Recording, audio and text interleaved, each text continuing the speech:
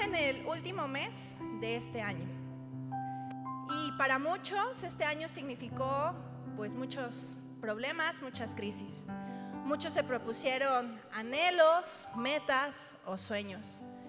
Para algunos esas metas o esos sueños pudieron culminarse, para otros quedaron a medias y a otros solo quedaron en deseos.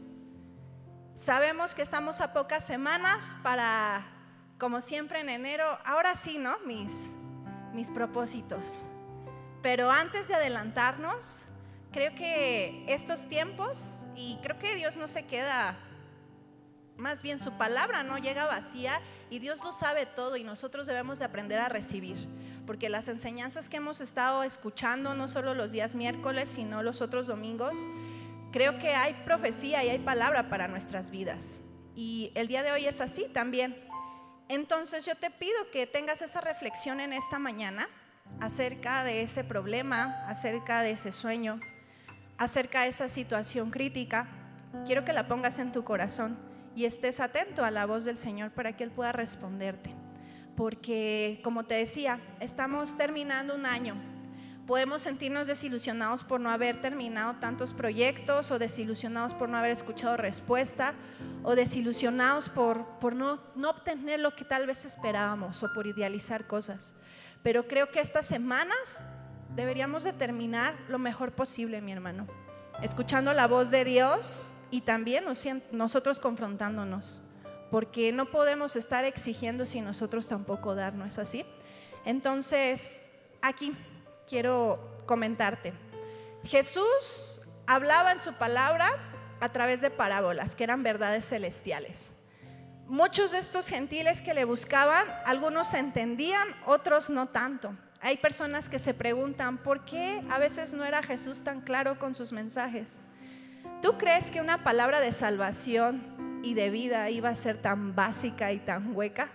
No, el Señor tenía realmente que dar una verdad profunda para que ellos pudieran estar atentos, se esforzaran a seguirle y entender una verdad espiritual. Una profecía a veces es complicada de entender, mis hermanos, pero solo aquellos varones que tengan una comunión con Dios, o esas mujeres que realmente se esfuercen en escuchar la palabra de Dios, van a poder escuchar algo al respecto. Entonces vamos a hacer esa oración. Yo por eso te decía que pongas en tu corazón esa situación, ese problema, ese anhelo, esa meta, para que el Señor pueda responderte. Amén. Bendito Padre Celestial, en esta hora, Señor Jesús, te doy gracias, Padre. Gracias por estar aquí con nosotros. Sabemos que tus hijos, Señor, tus seguidores, estamos aquí para crecer contigo, papá. Estamos aquí para poder estar atentos a tu preciosa palabra, y ponemos en nuestro corazón, en nuestra mente y en tus manos nuestras metas, nuestros anhelos, nuestras crisis, nuestros problemas, nuestras lágrimas, nuestras oraciones, para que sea tu voz preciosa y para que sea tu Santo Espíritu el que habla nuestras vidas, Padre, para que nos des fuerzas, para que nos des aliento, para que nos des esperanza, o para que nos redargullas si es necesario. Te pedimos que hables a nuestras vidas, Señor. Te pedimos, Padre, que estas semanas podamos hacer lo que nos toca, Señor, porque también nos pides acción. Nuestra fe debe ser puesta en acción. Te damos gracias en el poderoso nombre de Jesús. Amén. Amén, mis hermanos. Dale un fuerte aplauso al Señor Jesús. Vamos a darle gloria a nuestro Padre Celestial. En esta mañana solamente me voy a enfocar a dos citas. A Segunda de Reyes, abre tu Biblia por favor, en Segunda de Reyes 13. Vamos a leer del 14 al 19. Segunda de Reyes 13, 14 al 19. Antes de empezar a leer, quiero comentarte. Eliseo, el profeta del pueblo de Israel, no sé si tú ubicas a Eliseo. Eliseo era aquel que pedía la doble porción y que era siervo de Elías. Él también era un hombre esforzado de Dios. Su predicación, su profecía, su mensaje era de paz y de buena voluntad. Él buscaba edificar en lugar de destruir. Él le gustaba hablar de misericordia y de edificación en vez de ira o destrucción. Pero ahora, en este pasaje que vamos a leer, mis hermanos, Eliseo, desgastado por la edad y por la enfermedad, él ya tenía 90 años y padecía una enfermedad mortal. Se acercaba rápidamente al final de su carrera e iba a dar su última profecía. Y esta profecía era un mensaje de esperanza y de salvación. Amén. Con ese contexto vamos a revisarlo. Profecía final y muerte de Eliseo, se titula esta parte. Estaba Eliseo enfermo de la enfermedad de que murió. Y descendió a él Joás, rey de Israel, llorando delante de él, y le dijo: Padre mío, carro de Israel y su gente a caballo. Y le dijo Eliseo, sabía que Joás, este rey, venía para que le diera un mensaje. ¿Qué le dijo Eliseo? 15. Toma un arco y unas saetas. Tomó entonces él un arco y unas saetas. Luego dijo Eliseo al rey de Israel: pon tu mano sobre el arco. Y puso él su mano sobre el arco. Entonces puso Eliseo su mano sobre las manos del rey. Y dijo: abre la ventana que da al oriente. Y cuando él abrió, dijo Eliseo: tira. Y tirando de él, dijo Eliseo: saeta de salvación de Jehová, saeta de salvación contra Siria, porque herirás a los sirios de Afec hasta consumirlos. Esa era su palabra. Y volvió a decir: toma saetas. Y luego que el rey de Israel hubo tomado, él dijo: golpea la tierra, lánzalas y golpea la tierra. Él la golpeó 3 veces y se detuvo. Entonces el varón de Dios, enojado contra él, le dijo: al dar 5 o 6 golpes hubieras derrotado a Siria. No quedar ninguna de todas las saetas que te pedí que tomaras, pero ahora solo 3 veces derrotarás a Siria. Y murió Eliseo y lo sepultaron. Había venido este rey Joás. Era un rey que en la mayoría de su reinado había hecho lo malo. Era un rey que Eliseo constantemente le confrontaba y le daba palabra de Dios y él no hacía caso. Y ahora él sabía que Eliseo estaba en su lecho de muerte y sabía que estaba en tiempos de guerra contra Siria. Y tenía que escuchar un mensaje antes que Eliseo muriera. Fue a él y le rogó, y en lágrimas, postrado, le decía: Padre mío, carro de fuego. Él sabía que tenía un ejército, pero en ese momento ese ejército no era suficiente. Él necesitaba la dirección del varón de Dios para que le diera mensaje. Entonces Eliseo le dice: toma ese arco y toma esas flechas. Era un puñado de flechas, era un arco. Lo tomó, abrió la ventana en dirección al oriente, pero Eliseo le tomó las manos, le impuso las manos y le dio el primer ejemplo. Cuando impuso las manos y lanzó la primera flecha fue cuando dio este mensaje poderoso: saeta de salvación, en el 17, saeta de salvación de Jehová, saeta de salvación contra Siria, porque herirás a los sirios en Afec hasta consumirlos. Él estaba poniendo sus manos y le estaba dando una profecía de victoria. Y lo suelta para que él siguiera y le dijo: sigue golpeando, sigue lanzando. Y en vez de terminarse todas las flechas, solo lanza 3. Y Eliseo se enoja. ¿Cómo? ¿Por qué solo 3? Entonces solo 3 veces vas a tener victoria, porque si hubieras lanzado 5 o 6 veces, hubieras acabado con todos. Él estaba molesto. Vamos a revisar el significado de este mensaje. Profecía: don sobrenatural que consiste en conocer por inspiración divina las cosas distantes o futuras. También está la definición: una profecía es un juicio o una conjetura que se forma por señales. Te decía, estaba por terminar esta etapa bien importante del ministerio de Eliseo. Él había traído mensajes de paz y esperanza a su pueblo.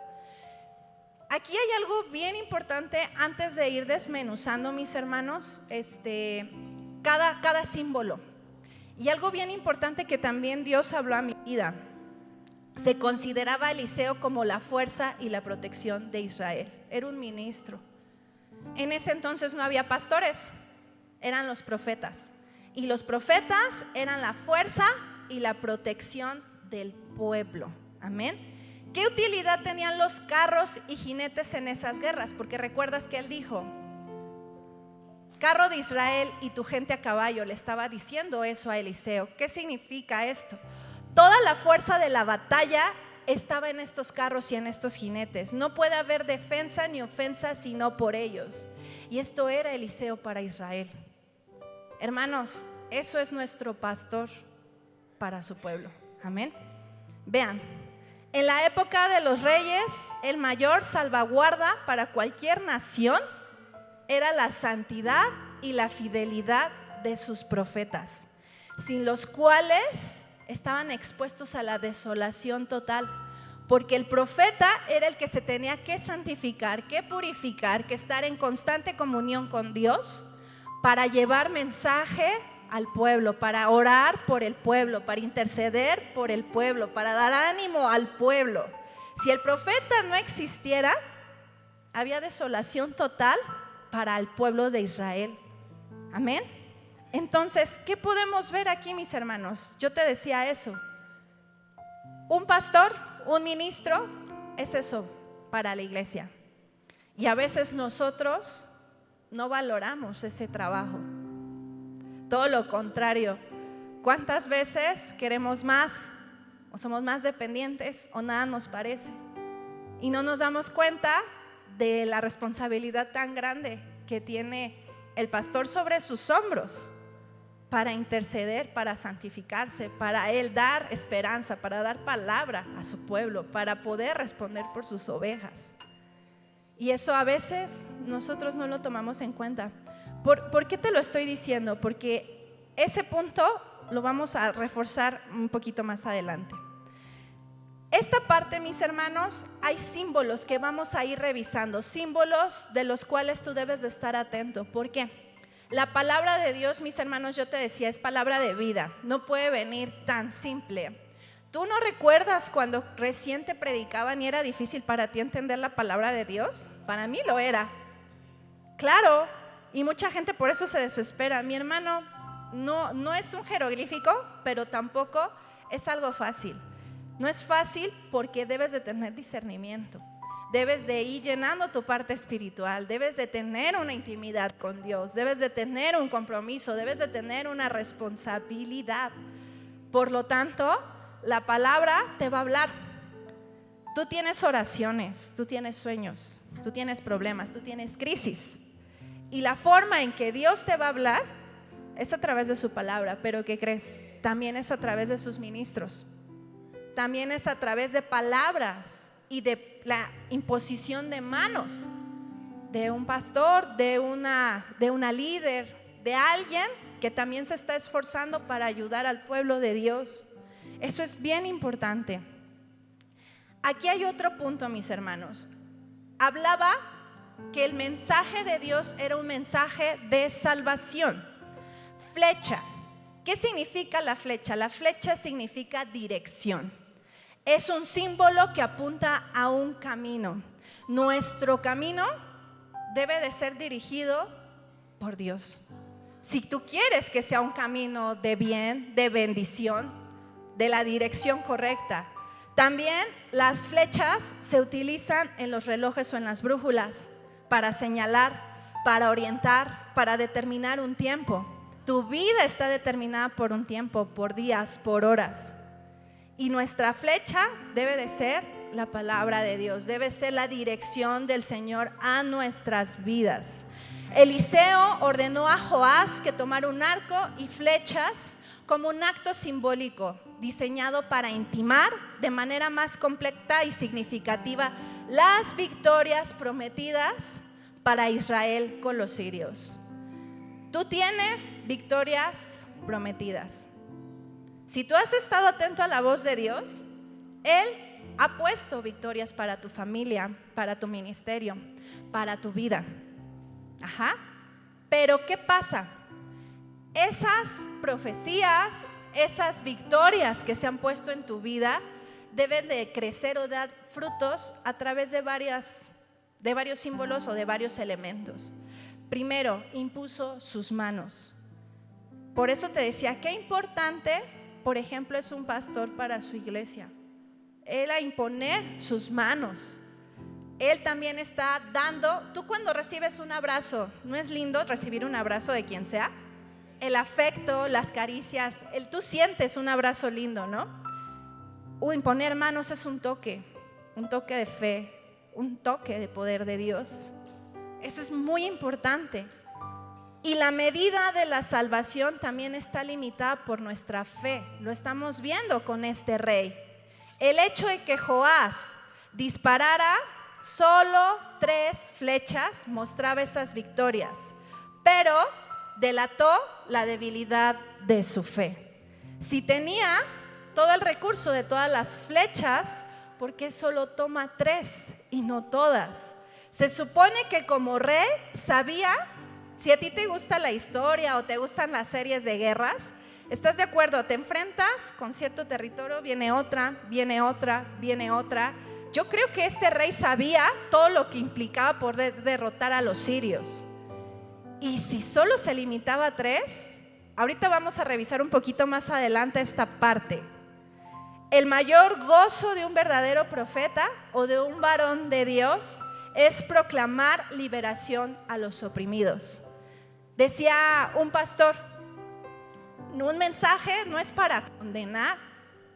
Un pastor, un ministro, un maestro que solo se la pasa condenando, no está entendiendo, gracias mi hermano, no está entendiendo realmente el objetivo que tiene Dios para con un siervo, gracias mi hermano, que es llevar liberación a los oprimidos. Nosotros éramos oprimidos por nuestras enfermedades, por nuestras concupiscencias, por las malas decisiones de nuestros padres, por nuestras malas decisiones hemos sido oprimidos.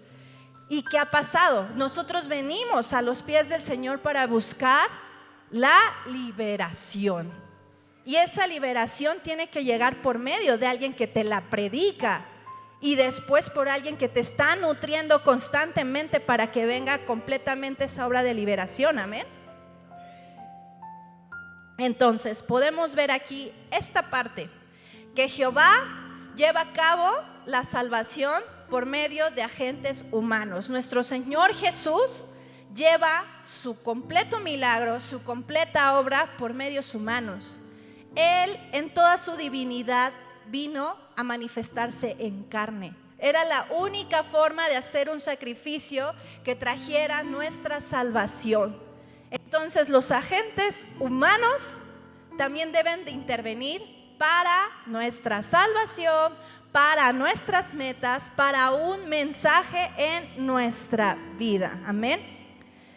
Eliseo cayó enfermo. Joás sintió que la presencia del profeta era una garantía de seguridad para su reino y temía perder ese mensaje y no llegar antes de que él falleciera. Tuvo que enfrentarse de nuevo a los sirios. Por tanto, exclama: Padre mío, Padre mío. Y esto implica la convicción de este rey. No era muy común, mi hermano, que los reyes vinieran ante el hecho de muerte de cualquier otro hombre que no tuviera un linaje real. No era algo común. Él sabía la importancia de humillarse, y no solo humillarse, de ir llorando arrepentido para pedirle una palabra de salvación. Dios tenía que hablar a la vida de este rey, porque este rey seguramente tenía una oración que debía de ser respondida. La flecha de la liberación del Señor, este es otro símbolo. La guerra fue entonces significativamente proclamada por una flecha que se disparó al país enemigo. Cuando el profeta puso sus manos sobre el rey, indicó el poder sobrenatural que acompañaría al rey en su invasión. Esa imposición de manos muchas veces es la representación del poder sobrenatural en tu enfermedad, en tu cuerpo, en lo que te está doliendo en tu corazón, en tu mente o en lo que estás viviendo. Golpear el suelo, otro símbolo, es un acto simbólico de subyugación. El rey no agotó todas las flechas, quizás porque obedeció la teoría de que lo hizo 3 veces, posiblemente porque le faltaba perseverancia. Y por eso Eliseo se molestó. ¿Te faltaba más fe o te faltaba más perseverancia ante esto? El profeta, bajo esta dispensación, te decía, era como un ministro. ¿Cuántas veces tú has pedido que el pastor ore por ti? ¿O le has venido a pedir consejo? ¿Y cuántas de estas veces hemos puesto en práctica ese consejo o hemos puesto en práctica esa palabra? A veces no, o a veces a la mitad, o a veces solo lo que nos conviene o lo que escuchamos más bonito y que no es tan difícil. Eso lo había hecho en repetidas ocasiones este rey. Aunque Eliseo trataba de dirigirle, él no hacía caso. Entonces, esto es bien importante, mi hermano, porque parece que al no hacer caso, no estamos aceptando el gran ministerio que tiene un líder, un pastor por su iglesia, porque es un ministerio, mis hermanos. Vean, la importancia de un ministerio. ¿Qué hay en el mundo que pueda competir por el amor de un pastor a sus almas? Todos los demás trabajos tienen una retribución, ya sea una retribución porque te alaben, monetaria, por crecer, porque me vean. Un verdadero siervo de Dios, un pastor que tiene un amor por las almas, va a aceptar cachetadas, va a aceptar malas habladas, va a aceptar indiferencias, va a aceptar que te dice una y otra vez y no entiendes. ¿Qué hay en el mundo mayor que eso? La importancia de la vida de un ministro fiel a su iglesia y al mundo. Mientras tenga vida, el pastor debe de seguir predicando. Mientras él tenga vida. Y Eliseo era eso.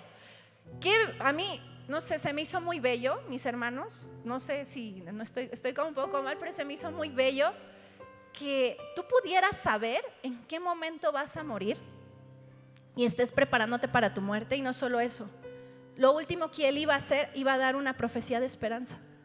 Eso era lo último que iba a hacer. Él seguía a Elías. Elías había sido arrebatado con un carro de fuego. Wow, ¿no? Que todos nos vieran en vivo en streaming, ¿no? Wow. Predicador se lo lleva así con fuego y todos viendo y todos tomando foto. Wow, ¿no? Qué poderoso. Y Eliseo estaba en el lecho de una enfermedad. No creo que haya sido fácil. Si tú has estado enfermo, hay quienes se mueren de una gripa, ¿no? Imagínate una enfermedad mortal. En un lecho de muerte era obvio que él estaba sufriendo, pero él sabía que ya llegaba su tiempo y muere dando una profecía. Muere siendo usado por Dios. A mí se me hace, wow, excelente. Se me hace una forma tan bella para terminar esta vida terrenal y continuar con nuestro Señor, ¿no? ¿Cuántos quisieran fallecer así? Ay, no, ¿verdad? Damos gloria a Dios, dale un aplauso a nuestro Señor Jesús para que estemos preparados cuando Él venga por nosotros. Amén. Y ahora sí, mis hermanos, bueno, esa era la introducción. El desarrollo, ¿cuáles como tal los símbolos que podemos nosotros tratar de entender para poderlos llevar a nuestra vida? Para llevar a nuestro problema, para llevar a nuestra situación, para llevar a nuestro anhelo. La iglesia estaba en este momento en guerra con Siria, como señal que Dios tenía la intención de dar victoria a su pueblo. Se pide al rey, que era el representante, tomar el arco y las flechas, y a Eliseo como representante de Dios. Mientras vuela por el aire, el profeta dice que esa flecha es la flecha de liberación. ¿Cuántas veces hemos orado constantemente para que el Señor libere nuestra vida sobre las ataduras que hemos tenido, mis hermanos? Ataduras tal vez de una mala finanza, ataduras tal vez de una enfermedad, ataduras de rebeldía, ataduras de problemas con nuestra familia, de nuestro matrimonio, y queremos esa liberación. Aquí hay, mi hermano, 5 puntos. 5 puntos que debemos de entender sobre esta última profecía. Yo te decía, Es importante que nosotros podamos terminar este año, mi hermano. Si nosotros nos decimos seguidores del Señor, debemos de estar atentos a lo que tiene el Señor que decirnos. Amén. ¿Qué tiene para decirnos? 1. La primera interpretación es: Dios salvará. La liberación es del Señor, pero debe de llevarse mediante instrumentos humanos. Sabemos que Dios, para traer la salvación, tuvo que ser manifestado en carne. Era un medio. La cruz, el sacrificio, era un medio para poder interceder por nosotros. Dios salvó al hombre a tomar sobre sí carne del hombre. Así en todas las partes del mundo se llama a los hombres por medio de un mensaje. ¿Tú recuerdas todavía quién te predicó del Señor? Esa palabra llegó por un medio humano, ¿no? Y todavía dudamos que Dios pueda hablarnos a través de hombres o de mujeres. Queremos así tal cual que el cielo se abra y así escuchar el resueno del cielo y que sea la voz de Dios. Sí, hazlo. No. El mensaje de salvación a tu vida llegó por una persona. Yo todavía recuerdo cuando estaba muy chiquita, tenía como 6, 7 años. Mi abuelita fue la que me nutrió, pero recuerdo que había una célula donde vivíamos, en el departamento de hasta arriba, y nos llevaba esa mujer, nos llamó a mí y a mi madre para que escucháramos esa palabra. Y fue la primera vez que yo escuché hablar del Señor Jesús. Fue la primera vez, todavía recuerdo, que aunque era una niña, de haber hecho una oración en mi cuarto para hablarle a Dios. ¿Tú recuerdas quién fue la primera persona que te trajo ese mensaje? Eso es algo que no se debe de olvidar. Y eso fue a través de un medio humano. No subestimes a las personas que Dios pone a tu vida para hablarte. No subestimes tal vez las manos de un médico, las manos tal vez de tu vecina que está al pendiente de ti para darte mensaje. No subestimes que alguien llegue y te dé un mensaje. Hace rato una hermana del instituto lloraba y me decía: esto cambió mi vida. Ahora recuerdo cómo una mujer llegó y me dio un mensaje en una tarjeta. Fue la primera vez que escuché y yo empecé a buscar. Y ahora que estoy aquí aprendiendo, ella ya está terminando 3er nivel y ella con lágrimas en los ojos: esto me ha transformado, esto cambió mi vida. Y yo doy gracias al Señor porque Él utiliza medios humanos para traer milagros en nuestras vidas. Amén. Dale un fuerte aplauso al Señor Jesús por esas personas que han hablado a tu vida, que el Señor ha puesto para que tú sigas aquí y para que tú hayas tenido una victoria. Amén. Ese es el primer punto. Punto 2, tu fe puesta en acción. No debemos de dejar que las flechas se queden quietas y solo ocupar algunas, o decir: Dios hará su tiempo. Eso es ociosidad. ¿Cuánto tiempo seguimos esperando y diciendo lo mismo? Dios hará. Y seguimos ahí nada más esperando. Ahí nada más. Así. Dios proveerá, Dios hará. Dios hará su propia obra, hundidos en una apatía, sin accionar nuestra fe. Poca fe. ¿Cuántos creyentes tienen poca fe y parecen estar muy contentos con ello? ¿No? No pueden captar la promesa de Dios. Esperan que algo grande se cumpla, pero su fe, como este rey, tenía todo el bonche de las flechas. Él sabía a lo que se iba a exponer y solo tomó 3. Parece que a veces no podemos creer en la palabra de Dios. Nuestros problemas de momento, pues ya oraron por mí y las cosas se solucionaron, pues ya, así está bien. Y después viene otra situación más grande porque no perseveraste, porque no era hasta ahí, no era con que dijeras: ya oró por mí, ya todo se solucionó. No era así, no era solamente eso. Tu fe, hubo un mensaje reciente del pastor Dross hablaba de la fe. Hablaba de la fe. Ese es un elemento tan importante en la vida del cristiano, mi hermano. Sin fe no nos podemos llamar seguidores del Señor Jesús. La fe, mis hermanos, es la certeza de lo que se espera, la convicción de lo que no se ve. Nosotros nos regimos por medios espirituales, no por medios físicos. Nuestra fe es determinante. 3, creer únicamente en tus fuerzas o en tu conocimiento. Nada más. Un error peligroso, suponer que debemos de disparar las flechas sin Dios. ¿Cuántos reyes hicieron lo malo ante los ojos de Dios? Se iban a Baal, se iban a otros profetas, y nosotros, ay, esos reyes se pasan, no hacían caso a las cosas de Dios. ¿Cuántas decisiones has tomado en tu vida sin la dirección de Dios? ¿Cuántas? ¿Cuántas? Apenas hablaba acerca de eso. Un joven con un matrimonio problemático que batalla mucho.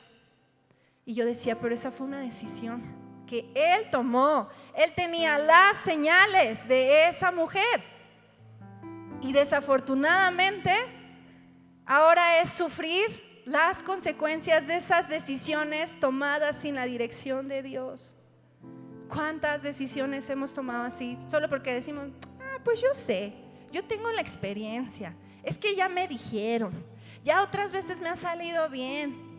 O por nuestras emociones, por ser impulsivos, por idealizar, por estar enamorados, estar contentos, enojados, y no bajo la dirección de Dios.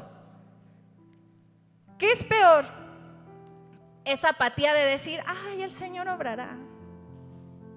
O que tomas las decisiones sin Dios.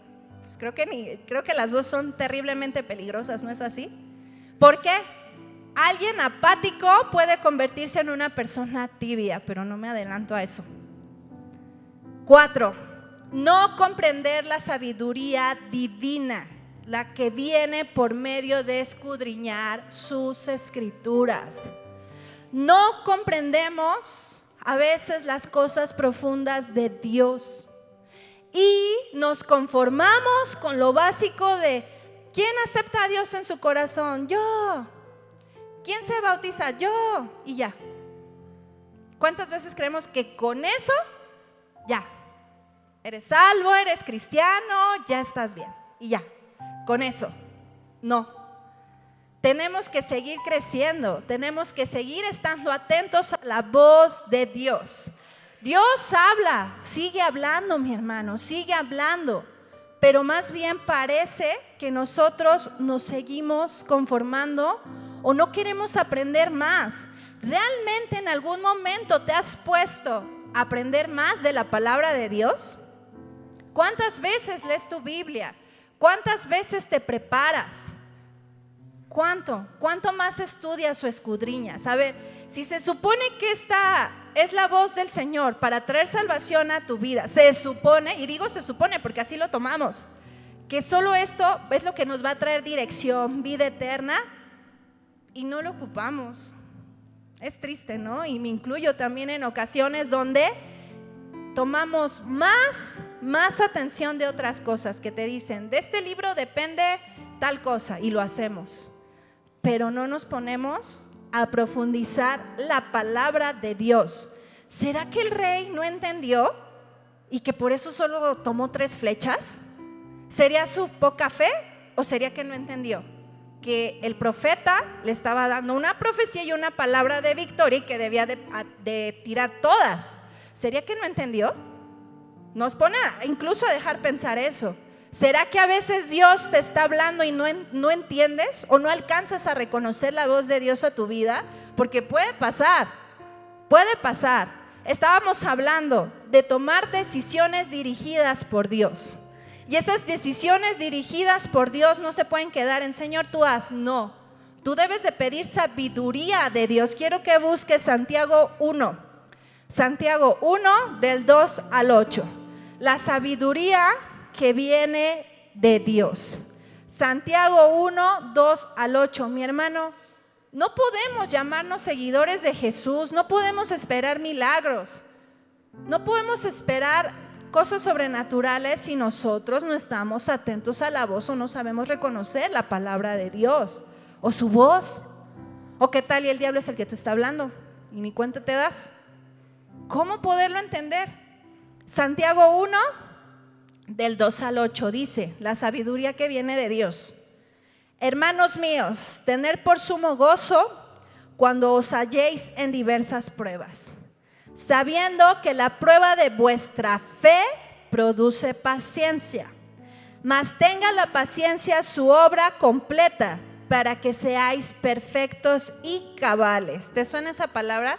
Cabal, que seas juicioso, que seas prudente, que estés centrado, sin que os falte cosa alguna. 5. Si alguno de vosotros tiene falta de sabiduría, pídala a Dios, el cual da a todos abundantemente y sin reproche, y le será dada. Pero vean, acá nos está hablando un punto que ya estábamos viendo, ¿no? 6. Pida con fe, no dudando nada, porque el que duda es semejante a la onda del mar, que es arrastrada por el viento y echada de una parte a otra. No piense pues quien tal haga que recibirá cosa alguna. El hombre de doble ánimo es inconstante en todos sus caminos. Hasta ahí. Quiero hacer énfasis en este. El hombre de doble ánimo es inconstante en todos sus caminos.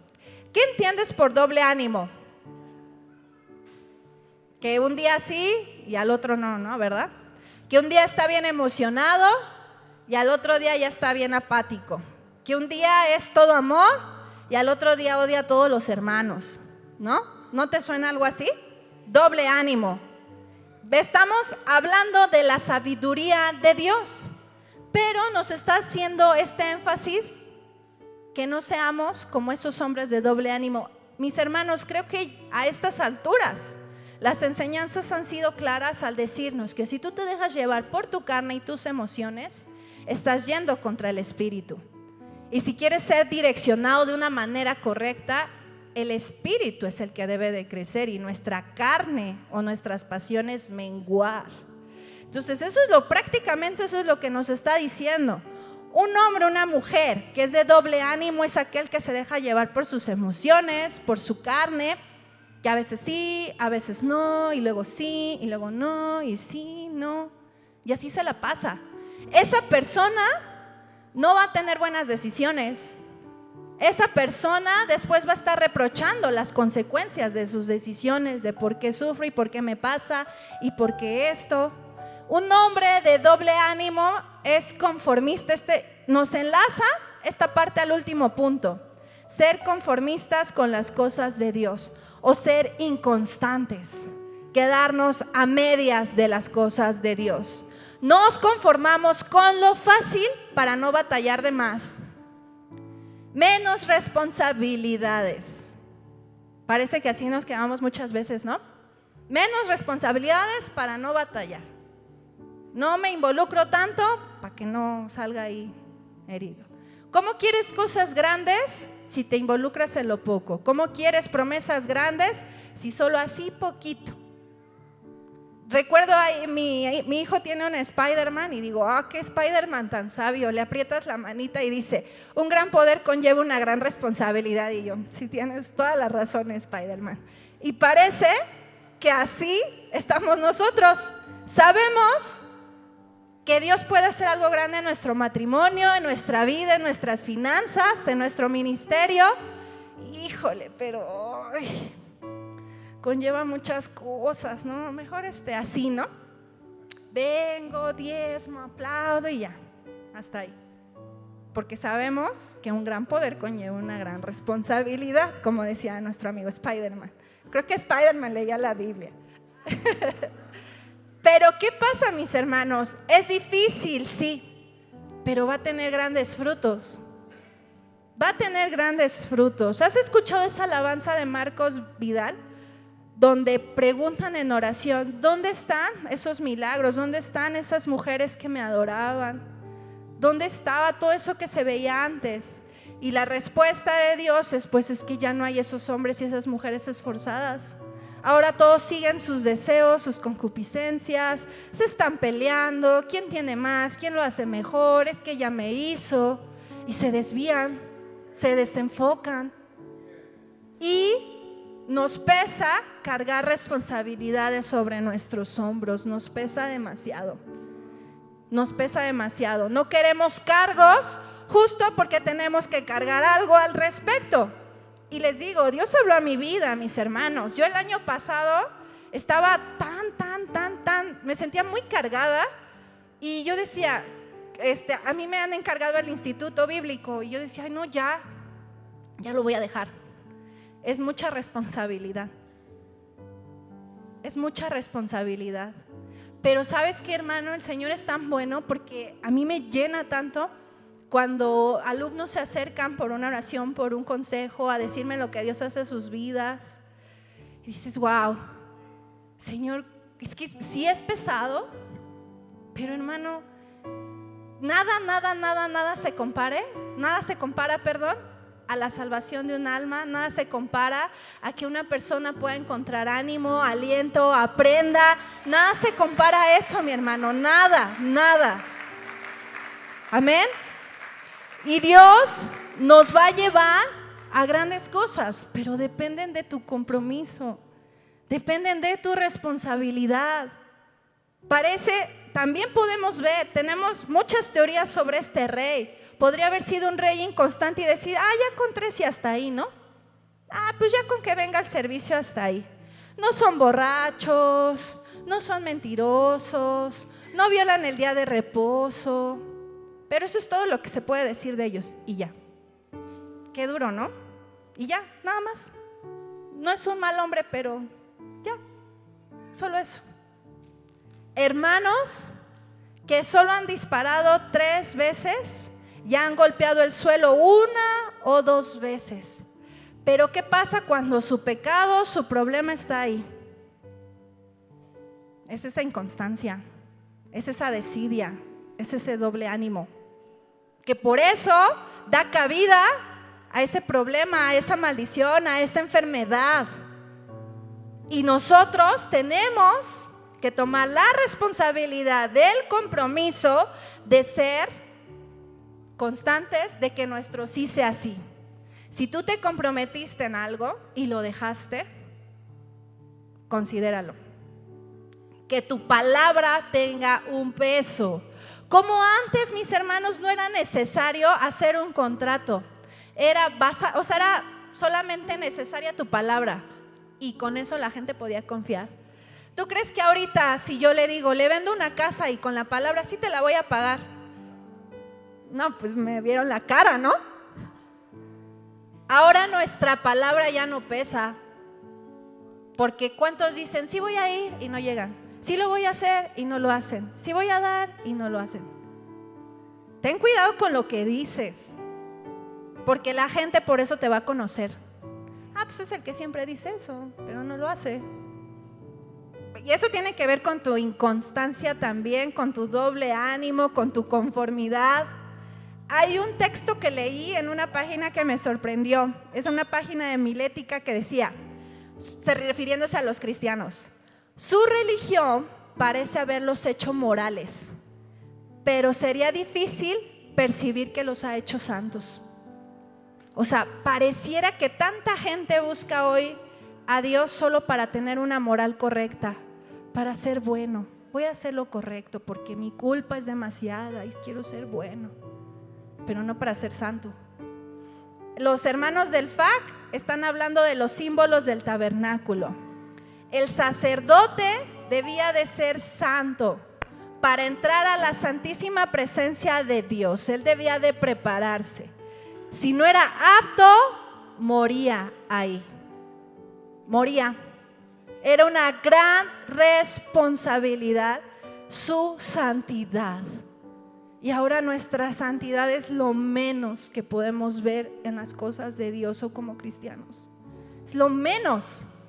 Parece que le damos más peso, y sí pasa, hermanos. Yo te digo que Dios habló a mi vida, Le damos más peso al trabajo, al que me vean, lo físico, el dinero, las modas, los hombres, y menos peso a la santidad. Por eso me impactó esto que decía. Parece que la religión los hace morales, pero no percibimos santidad en ellos. Jesús era santo. Si tú te dices que eres un seguidor de Jesús, se supone que nosotros deberíamos de buscar la santidad. Y no seguimos, y no seguimos, y no seguimos, y no seguimos. ¿Tener 3 victorias sería suficiente? Queremos ser buenos, pero ¿no podríamos mejor ser semejantes a Cristo? ¿No? ¿Queremos triunfar por nuestros pecados o vamos a ser llamados a ser esclavos y no hacer nada al respecto? ¿Tú vas a seguir siendo esclavo cuando eres llamado a reinar con tu Padre Celestial, no a ser esclavo? ¿Te imaginas que te conformas con vestir de cilicio? Cuando la Biblia habla de vestir de cilicio, es una tela oscura, áspera. Era un símbolo de profunda tristeza y lamentación. Y el Señor te ha invitado a vestir de realeza, de escarlata y de lino fino. Él te ha llamado a estar en la primera fila y a estar en lucha constante por su causa. Él es claro, Él quiere lo mejor para ti. Él no quiere que seas esclavo. Él quiere que seas liberado, quiere que seas bendecido, quiere que seas su hijo, que seas ese linaje real representándolo en la tierra. Eso es lo que Él desea, que la santidad que tú busques en ti sea una representación de luz para las personas que están en oscuridad. La ira de Eliseo. Qué fácil triunfo hubiera sido logrado si hubieras lanzado todas las flechas. Eliseo estaba molesto porque la victoria no iba a ser completa, solo iba a ser en 3 ocasiones a medias. Amén. ¿Cómo fue deshonrado el nombre de Dios? Habrían proclamado que Dios es grande con todas las victorias, pero tampoco iba a ser así. Con tu vida, con tu decisión, los demás ven el poder de Dios. Con tu vida, los demás ven si hay un Dios grande, si existe un Dios que ellos dicen que no hay. Con tu vida, tú ministras de Dios. Y qué vergüenza, mi hermano, que nos digan, no, él es cristiano y ve lo que hace. Es tan pesado eso, es tan pesado. Esa era la ira de Eliseo, esa era la ira. Y dentro de estas conclusiones, mis hermanos, nuestros deseos y nuestra carne a veces es débil. Y eso nos lleva a una fe débil. Nuestras expectativas parece que son bajas y no creemos todo lo que merecemos. Nuestros esfuerzos son mínimos y nos conformamos con estar a medias y a ser cristianos de en medio o tibios. O negamos la voz del ministro a nuestras vidas, que también hacemos. No dejes de lanzar flechas ante ese problema. No dejes de lanzar flechas ante esa situación en tu vida. Debes de ser constante, debes de ser responsable, debes dejarte guiar por Dios, no por tus decisiones. Debes de permitir que el ministro, el pastor, muchas veces tenga que llamarte, tenga que redarguirte y estés atento a esa voz. Si tú estás atento a esa voz, tendrás victoria. Tendrás victoria. La victoria completa solo puede lograrse mediante un esfuerzo perseverante. No puede llegar una victoria si no hay una responsabilidad y un compromiso. Ponte de pie. Dios ha traído a tu vida un mensaje de esperanza. Tú puedes ser librado. Tu matrimonio puede ser restaurado. Tus finanzas pueden ser puestas en orden. Esos sacos rotos pueden cambiarse por abundancia. Esa enfermedad puede ser arrancada. Esas heridas dentro de tu cuerpo, dentro de tu espíritu pueden ser restauradas. que era lo que leíamos en Segunda de Reyes, saeta de salvación. Tú tienes victoria sobre ese alcoholismo, sobre esa carga. Tú tienes victoria sobre tu trabajo, sobre tu familia que le has predicado. Tú tienes victoria sobre la drogadicción, sobre la depresión. Mi hermano, ¿cuántas personas han vivido en ansiedad o depresión? Sé que la mano de Dios es poderosa para que alguien ore por ti, pero no se puede quedar ahí. Se requiere de tu constancia, de tu fuerza, de tu responsabilidad. Si quieres ver ese sueño hecho, ese anhelo puesto en cosas reales, sé perseverante. Sigue lanzando más flechas. Que tu fe te mueva a seguir constante. Nuestra fe debe de ser fortalecida a través de escudriñar su palabra, recuérdalo. Tenemos que escudriñar su palabra para poder reconocer su voz. Deja que esos medios humanos o terrenales también hablen a tu vida. Deja que esas personas también sean usadas por Dios para milagros en tu vida. Permítelo. También es Dios hablando. Te pido que alces tus manos y podamos clamar juntos al Señor por estas semanas que quedan. Padre, quedan pocas semanas, Señor, y te pedimos que seas tú quien nos llene de fuerza, que nos llene de esperanza, Señor. Si nos cuesta, Padre, trabajar con nuestra inconstancia, trabajar nuestra irresponsabilidad, Padre, debemos de buscarte en espíritu y en verdad. Porque llenándonos de tu espíritu, Señor, podremos menguar nuestra carne. Porque nuestra carne es la que nos lleva al doble ánimo, es la que nos lleva a llevar a nuestras pasiones, a lo carnal, a la flojera, a la inconstancia. Queremos crecer en tu espíritu, Señor. Yo te pido, Señor, que tú puedas derramar de tu Espíritu Santo, que tu Espíritu Santo es el que derrama fuego sobre tus hijos, sobre tus jóvenes, sobre tus mujeres, Padre. Que sea tu Espíritu Santo dando dirección, Señor. No queremos tomar decisiones sin tu dirección, Señor. Queremos que sea tu lámpara, Señor, la que nos lleve a un destino de bienestar, Padre. Queremos que tu poder sea quien nos libere y restaure nuestro cuerpo, Padre. Pero debemos de ser perseverantes, debemos seguir. Tú debes seguir. Tal vez el enemigo trajo muchas heridas en tu cuerpo a través de querer hacerte daño, porque tú decidiste el mejor camino, elegir a Dios. Él no se quiso quedar con nada y quiso hacerte daño. Pero debes de ser perseverante para que Dios restaure esas heridas, para que Dios levante tu cuerpo. Debes de seguir perseverante en tu fe, para que Dios pueda traer un milagro en tu vida, en tu familia. Debes de seguir siendo perseverante para que Dios traiga su poder sobre tus finanzas. Dios puede multiplicarte, puedes dejar de padecer, pero tus decisiones deben de estar puestas en las manos de Dios para que Él te bendiga. Debes de dejar esa inconstancia para que Dios te pueda sacar de esa depresión. Debes de poner tu fe en acción y crecer tu espíritu a través de su preciosa palabra. Señor, tú eres grande, Padre Celestial. Tú eres grande. Tu palabra, Señor, nos trae paz. Tu palabra nos hace felices, Señor. Tu palabra nos trae amor, Señor. Queremos escuchar tu voz, Padre Celestial.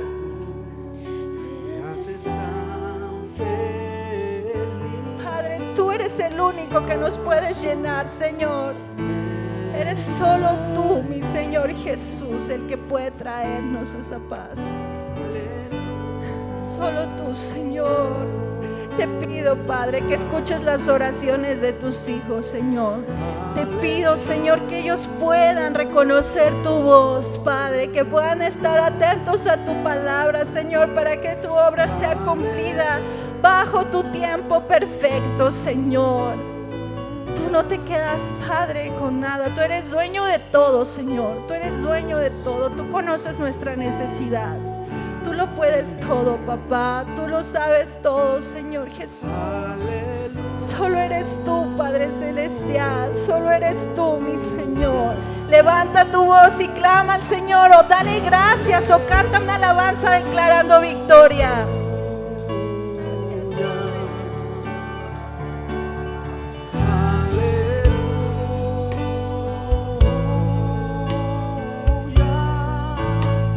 Jesús me hace estar.